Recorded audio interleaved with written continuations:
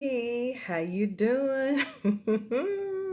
I am back. I was hoping to come on a little bit earlier. It did not work out that way, but you know what? It's all a part of transitioning. Yeah, sometimes things do not work out the way you planned them, and sometimes you just have to go with the flow. So, I did keep some obligations that I had. I took care of a couple of things after work today that are very near and dear to me. One is for an organization that I volunteer with, and I even had to change how I volunteer with them. All of that's part of the process. And I kept my word to my goddaughter, my youngest goddaughter. I have so many godchildren, but I kept my word to my youngest one. So I went with her somewhere and we had a good time. So now I'm back home so I could do my live, so I could be here with you all. And how are you? How is everyone doing? I am doing well. So yeah, this part of trend. I keep feeling like I need to keep talking about transitioning. I don't know why. But keeping your word to yourself while you transition is very, very, very important. Keeping your word to yourself, keeping your word to others, yes, but keeping your word to yourself is so key because when no one else is going to be in your corner, you're going to be in your corner. When no one else is there to see you go through the process, you're there seeing you go through the process. When no one else is there to cheer you on, you can cheer yourself. When there's no one else to make sure you have everything you need during this ascension while you're going through your transition moment, you can do it.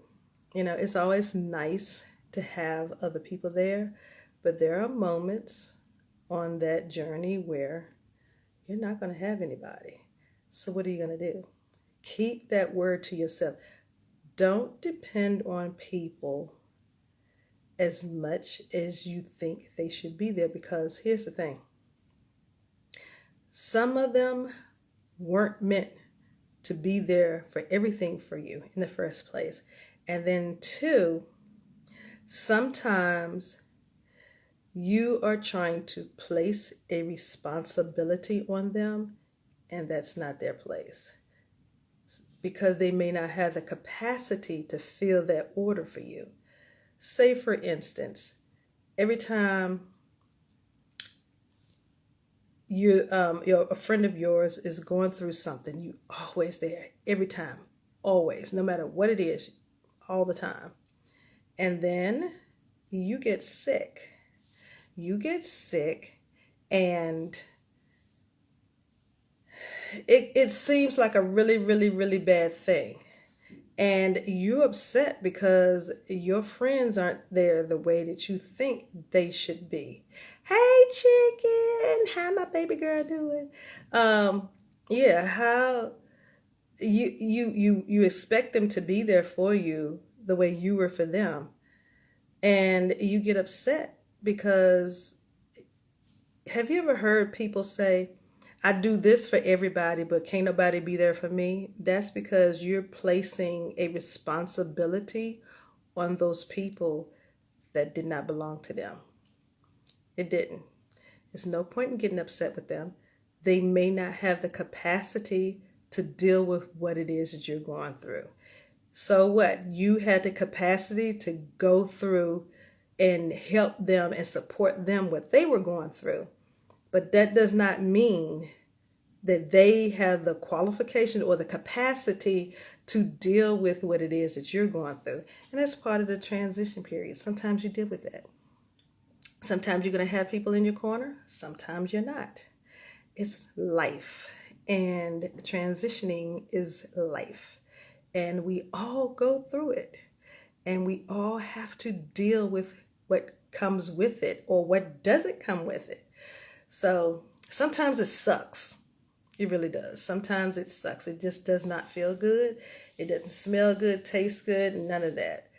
But it is what it is. It's life, and it's something for us to deal with it. Now, there's nothing wrong with them not being able to be there for you like you were for them. What could be wrong is your response to them not being there for you like you expect them to be there for you. That's the thing. A lot of times in life, when we are transitioning, and we all go through transitioning, and we transition more than we realize. Every time we get to a place where, like I just said, your friends are not around when you go through stuff. Sometimes it's just meant for you to go through some things alone.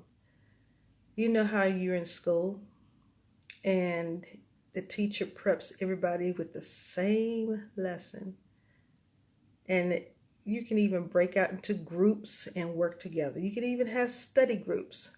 But guess what? Before you are able to move on to the next thing, or before you are able to go to the next level, before you even to go from the 4th grade to the 5th grade, from the 8th grade to the 9th grade, from the 12th grade on to college, before you're able to do all of that, you have exams to pass. And guess what? No partners allowed. Those are things that you have to do on your own. Same thing with life. There are some things that you have to do on your own. That's just life. So I want you to think about that. I don't have much to talk about because, first of all, it's late and I have to get up extra early.